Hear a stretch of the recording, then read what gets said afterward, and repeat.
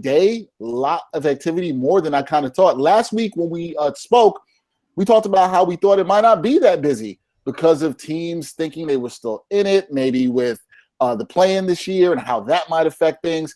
But, it was a lot busier than we thought. Were you guys as shocked as I was that this was busy? Group going for viewers. And at one point, John texted, I think this was about midday, and he's like, there's a lot of stuff, like it's hard to keep up. Did you guys think it was as active as you assumed, or did you think it was going to be less active? It's funny to me because I feel like what ends up happening is we say, oh my God, it's going to be nuts. And then we say, oh my God, nothing's going to happen. And then we don't really know what to expect. And then it's about what it is about always, right? It's about the same. A big name or two move, in this case, Aaron Gordon, right? And then it's like, all right, a bunch of other fringe, and Victor Oladipo, and then a bunch of fringe things happen, right? Picks and pick swaps and clearing out cap space, and some lesser characters get moved. But ultimately, I think it was enough activity, and it's mainly because, like we talked about last week, with this play-in tournament, GMs are convincing themselves, oh man, you're saying there's a chance, right? Which is good, but also bad, right? Because you have teams that should be thinking long view, but their owners got itchy trigger fingers and like, look, man, we got to do something. This shit is boring. Make a move. And then they got to make a move. Sounds like the Chicago Bulls. Bryan, did you like the activity? I know this excites you, and we know you're excited about your team. We'll get to that in a second. Were you excited about the amount of activity that you saw yesterday? Pat Riley is the greatest 76-year-old stick-up man I've ever seen in my life. Yeah, we gonna get into this Heat stuff. You know what I need on this show? I need the mute button that Tony Reali has on Around the Horn, so we can just mute Bryan when he says stuff about the Heat. How about that? I called Pat Riley a stick-up kid. You know what I'm saying? Like, this is where we at right now. He got Victor Oladipo for Avery Bradley, Kelly Olynyk, and a first-round pick swap. Like, it's really not even – there's a couple things going on here, right? The Houston Rockets got nothing for the James Harden experience, right? They got a bunch of draft picks, pick swaps, whatever, but they could have got Karis LeVert, didn't. They could have gotten Jarrett Allen, didn't. Passed on a whole lot of players, and now it's like you're looking at the roster, and it's basically Christian Wood, John Wall, if they don't buy him out, Jayshawn Tate, who I like, who y'all don't, but, it's all good. But it's not James Harden. Right, man. Keep it 100. You don't even like Oladipo that much. You been a champion like, he ain't that good. He ain't getting back to the All NBA thing. Now you go to Miami. You got the Heat jersey on now. No. But now. Here's the thing, and this is what I was reasoning to you yesterday. Victor Oladipo is the first option, one of the most overrated players in the NBA. Victor Oladipo is your third option. The game has changed. And you know what? You're overrated as a Heat fan. That's what I'm saying. You're overrated as a Heat fan. Hold on. Here's the thing. Here's what you have to understand about how they do business. They get people for nothing. Like in the Jimmy Butler trade, they traded Hassan Whiteside and Josh Richardson and like a bunch of bullshit. They also got Myers Leonard in that trade, who was a starter for them for a while before, all that other stuff.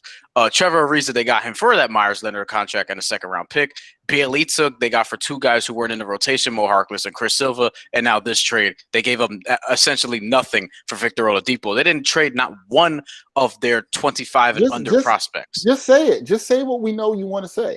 What do I want to say? I love Miami. I want to give Pat Riley a big hug right now and tell him how much I love him. And shout out to our viewer, Brittany Zamora, who says, mute him, Dexter. That's right. We got to mute Bryan. No. We're on to Murph. You get muted. Wait, hold on. I got to get to the Celtics. We got to get to the Celtics. We are going to get to the Celtics. It's okay. It's okay.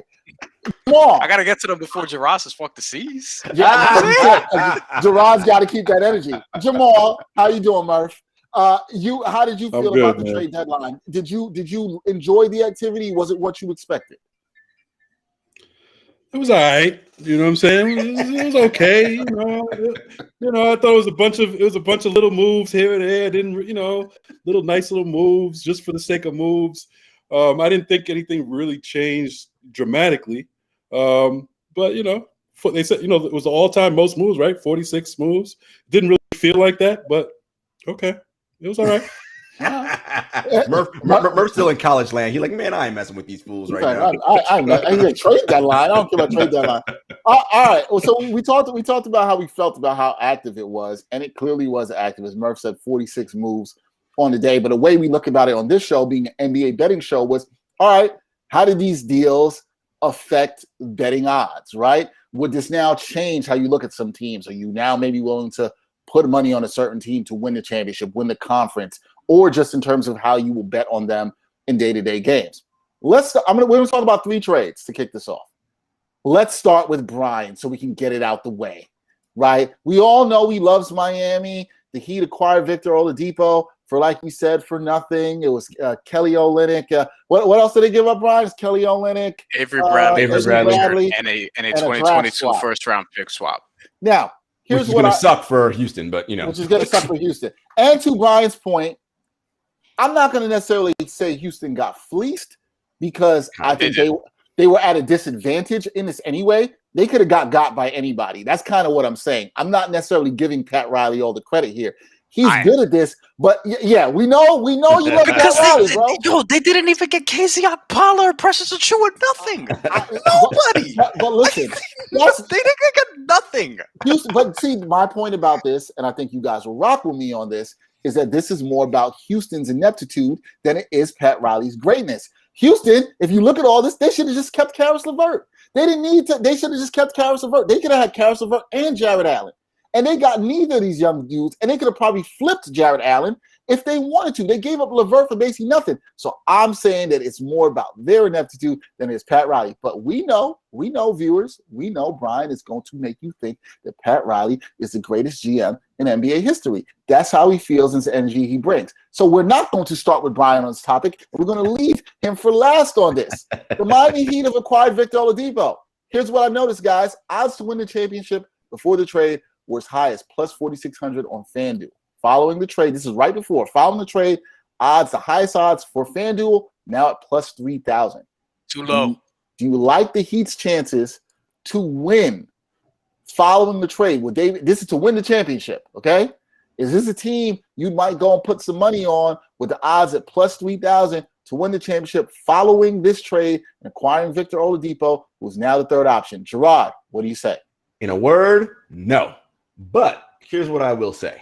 First of all, Brian, how are you going to disrespect Andy Ellsberg, your actual GM, like that? I know Pat Riley's head of basketball operations, but Dexter Ellsberg was is doing your the actual talking there. GM. Dexter was doing the talking there. He didn't let me jump in to sort of correct him because I was going to make that correction. All right. No. We had to mute you. But wait, hold on a second. How are you correcting me when you're the one who plays Pat Riley? You did not mention the GM. He's the overseer. He's the overseer. But you got to get to Andy Ellsberg at some point also. You a slave master now? Overseer is what we doing now? Damn, we wilding out here, overseer of the organization. I know I'm fooling with you. Look, look, real talk. Listen. What they did was good, right? They were able to get players and not give up anything, right? But here's why it's going to matter. Look, for this year, I'm not sweating it. I'm not putting money on because I just don't think this is the Miami Heat year. Can they go on a run? Potentially, yeah. But from where they are right now, they're going to do a lot of winning in a short amount of time. And I'm not 100% sold they can do that. That's number one. But for future bets in 2022, here's what I'm thinking. You got all this cap space. Guess who was a free agent this summer? And whose first choice of player to play with him was Jimmy Butler. That's Kawhi Leonard. I ain't saying, I'm just saying. If the Clips flame out and Kawhi don't re-sign in LA, yo, guess what? It's a ready-made thing down in Miami. He goes down there. Then I'm like, oh, shit. Now look out. So, Brian can get real amped this summer. I will have to correct you on one thing, though, Jarod. You said if the Clips flame out, and I'm looking at like when they flame out. Because we do go by the mantra on the show. The Clips are going to clip. Clips going to clip. Yeah. Murph will be back in a second. So, Brian, you get to move up and give us more of your love of Pat Riley before I have to hit you with the mute button. Go ahead, brother. Look, all I'm going to say is that it's a combination of two things. It's Houston's ineptitude, which we already talked about, and then it's Miami just perpetually making these moves that help them without giving up much. And the NBA teams that are exchanging with them just sort of allow them to do it, which is interesting to me. Jimmy Butler, they got him without even having cap space. And now we're all the way over here. The Victor Oladipo thing, I think, does impact how I feel about at least the Eastern Conference this season.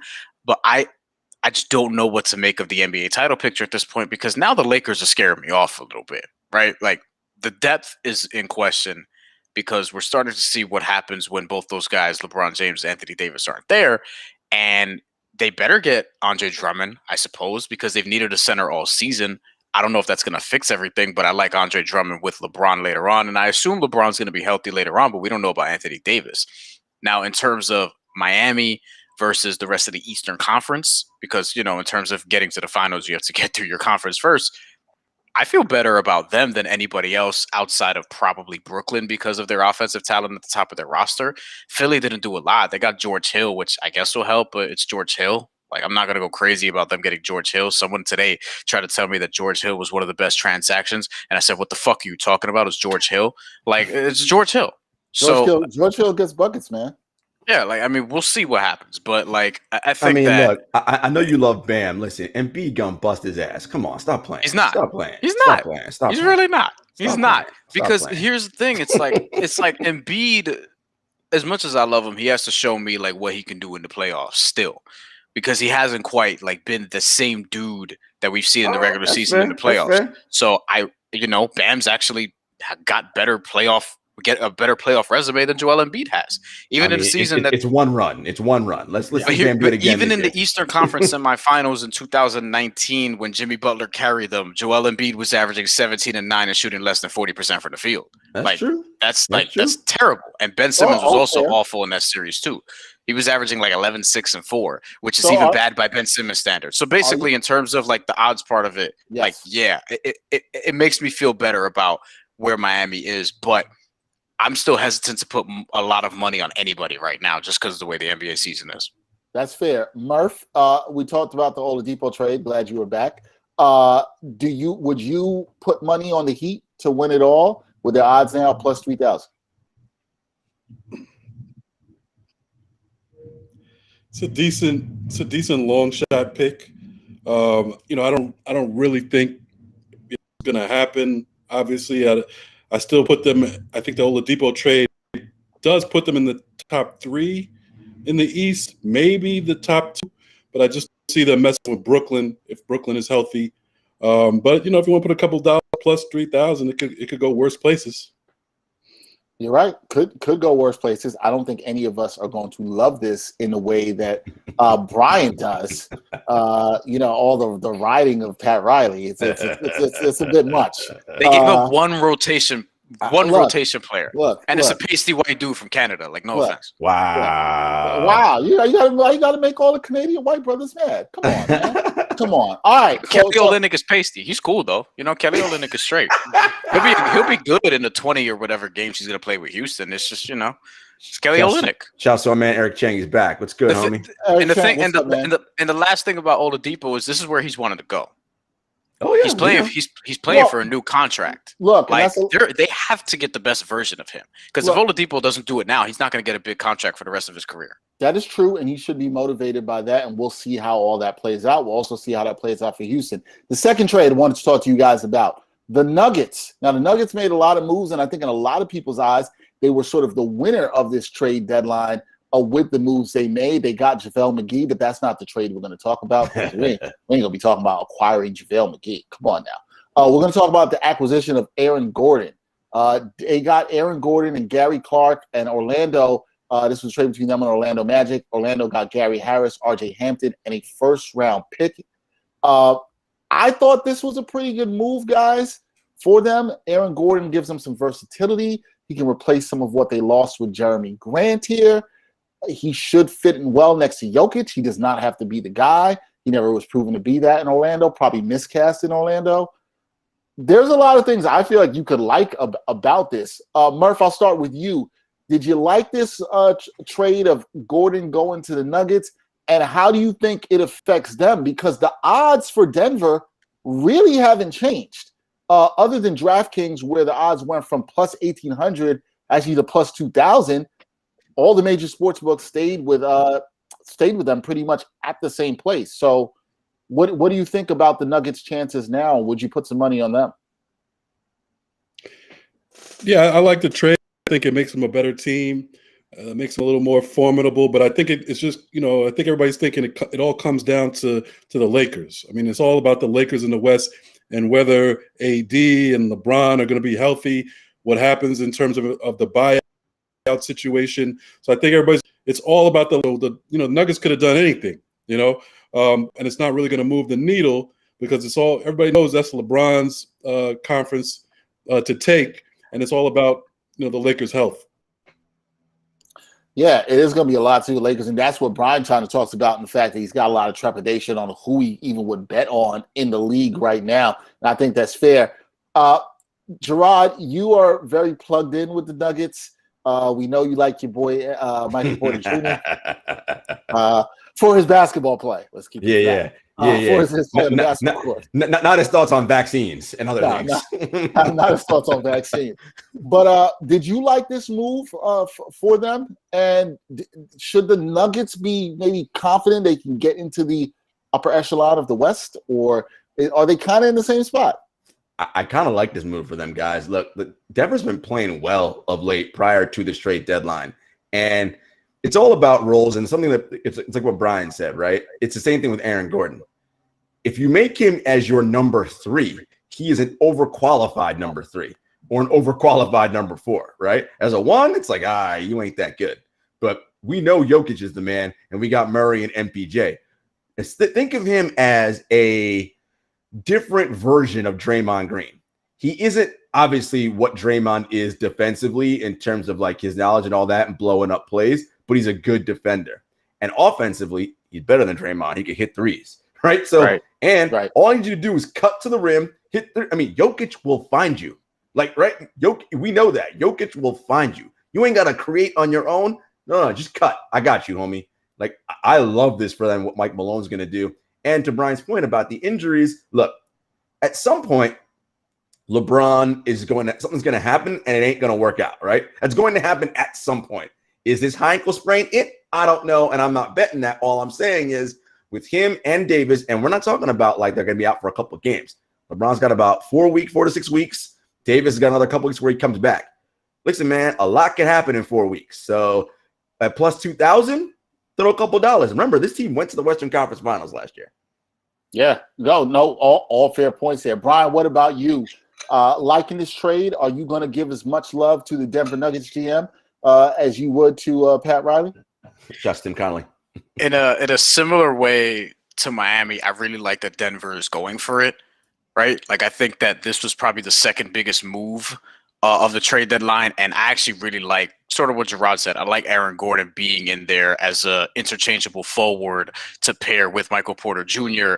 and Nikola Jokic in the same lineup. You get another dude who can pass, which helps, especially when you're in a lineup with Jamal Murray, who's really a scoring point guard and not really a point guard. Like, I think if you can get as many other passers in there, that'll be nice. I like that they're going for it because I don't know what's going to happen with the Lakers. Like, it's very possible that, Anthony Davis never fully recovers and LeBron can't quite bring them but so far. Although I think that they're going to figure it out and get to the finals. That would probably be my bet as of now.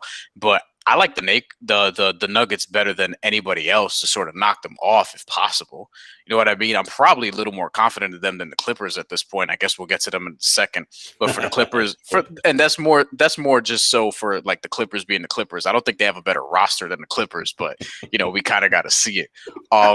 And Jamal Murray has played better as of late. So I think that this is something that's going to help them. Aaron Gordon is somebody, I think he's averaging around like 15, 6, and 4, something like that. And I just love the idea that, he can get 8-10 points a game just off of cuts because Nikola Jokic is going to find them from the top of the key. There's going to be alley-oops. Like, it's going to be fun.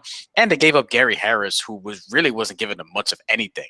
And I think RJ Hampton is actually going to be a pretty decent player, for the Orlando Magic. Probably even better than pretty decent because he was like the top-rated high school player of his class at one point. And I think with him and Cole Anthony, they're going to do some interesting stuff down there. So I thought it was a win-win. But getting off of Gary Harris and bringing in Aaron Gordon, I think that was huge. And that was the best part of it for Denver. Yeah, I actually like this. I'm in on this as if I had some money to throw a couple dollars on them because of the reasons Jarod said. You don't know what's going to happen with the Lakers. A lot can happen. We'll see. If you want to throw some money on the Nuggets at plus 2,000 right now, it's why not? This could be crazy. A lot's going to be going in the next 6 to 8 weeks in terms of the health of teams in the East and Western Conference and how that's going to shake out for stuff in the playoffs. So we'll get to it. All right, the last trade we're going to talk about, guys, involves our team, the LA Clippers. So yeah, not Evan Fournier. No, We're not talking about Evan Fournier. Fuck No. the C's. Yeah, no, we're not talking about that. I don't know what they're doing. I don't know who's going to play center. That's another topic for another day. The Clippers, they got a point guard. They needed a point guard in here, somebody to run the offense. And who did they go get? Rajon Rondo. That's what they did. They couldn't get Kyle Lowry. They couldn't get Lonzo Ball. They got Rajon Rondo. Now, look, man. They traded him for Lou Williams, and was it a couple second-round picks? A couple second-round picks in that deal? Yeah. Lou Williams and a couple second-round picks. So Lou Williams is back home. Wings.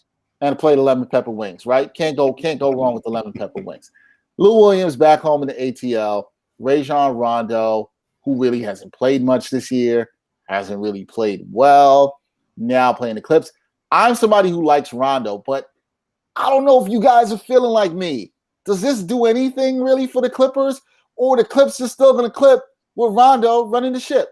Like that bar right there. It's pretty nice. Look, what do you think, Jarod? Ty Lue is like hoping and gambling that, all right, I know enough and I know what Rondo's going to do. Let's be clear. Playoff Rondo is a thing, but it isn't a thing in the way most people think that it is.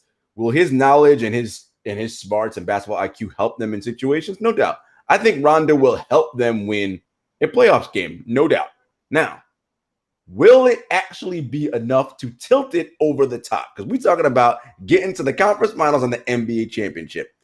I don't know, man. That's a lot to ask out of Rondo. That's a lot, because why Rondo worked out so well in LA last year with the Lakers, who's the boss of that team? LeBron James. There you go. Now you can say it, Jarod. Say it. Who the boss of this team? Paul George? Kawhi Leonard? And again, because Kawhi's just not that, he's not that I'm going to get in your face kind of dude. He's just like, yo, fuck it, I'm just be a machine and terminate. Well, then, if ain't nobody talking, Rondo going to think he's in charge. But Terrence Mann. And that, problematic. You know what I think, though? You want to know I think it's guaranteed? This is a Bryan special, this trade coming up. Why is it Bryan special? It's a fight. Oh, 100%. When are we getting – I want to know what the odds is on Bryan making a bet that there'll be a kerfuffle between Rajon Rondo and Paul George. Yep, 100%. That's what I want to know. That's not even where I went with it. I thought you were going to go Rajon Rondo, Patrick Beverly guarding each other in practice and then getting into a kerfuffle. The odds on that are going to be like +1. We know that's going to happen. You got to have something a little bit more. I'm not. Jarod, you sound like me where you just don't know about how moved you are by this. Murph, are you feeling the same way? I know you're on the team Clippers are going to clip.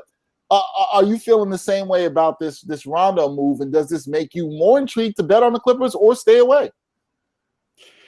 I do like the move. It's just, Rondo, I mean, they need him badly. They need Rondo to play like he did, in LA last year in the playoffs. They need him to do that every night. So, the need is so big for the Clippers. I don't know if Rondo can really handle that. We don't know if he'll be healthy. We don't know, even in the playoffs, he's playoff Rondo, but he's also gotten hurt and missed playoffs in his career. So you just never know. If everything works out and he plays, I think it's huge. But will that happen? And even going back to Denver, I think that's part of the Aaron Gordon situation. He's always hurt too, by the way. And every time I look for Aaron Gordon, he's not in the lineup. So hopefully that changes for him in Denver also. But yeah, no, I like this for the Clippers. But I agree with Jarod. I think if he's healthy and he's playing in these series in the West, he can help them. He could help them even beat the Lakers possibly, because they don't match up too poorly with the Lakers when they actually play each other. But it's in terms of putting money on the Clippers.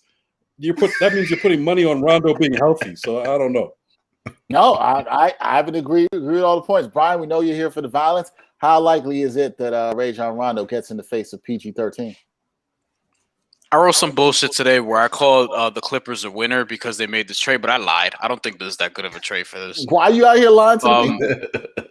Because, you got to keep your paycheck coming in, right? So basically, like with Rajon Rondo, I don't think this is that good of a trade.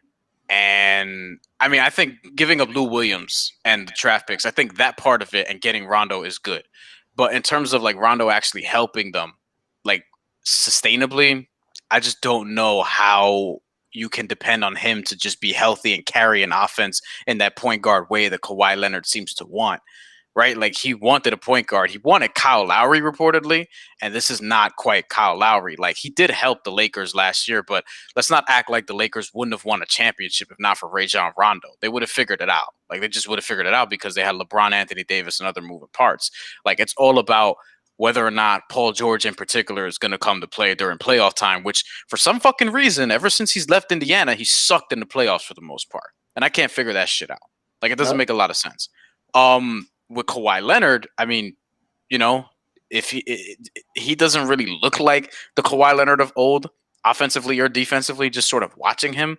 So I don't know if his prime is going to be shorter than, you know, some of the other guys at his level. So that's reasonable to ask, like whether or not he can get to that level where people were saying, oh, he might be better than LeBron, which is obviously not the case.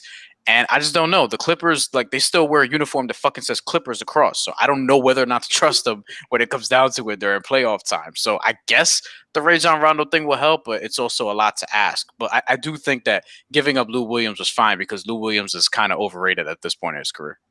I would happen to agree with that. It makes me look at the Clippers and say, yeah, the Clippers could have had Derrick Rose. Look at what the Knicks gave up for Derrick Rose. That's a guy who came in there and would have definitely helped them.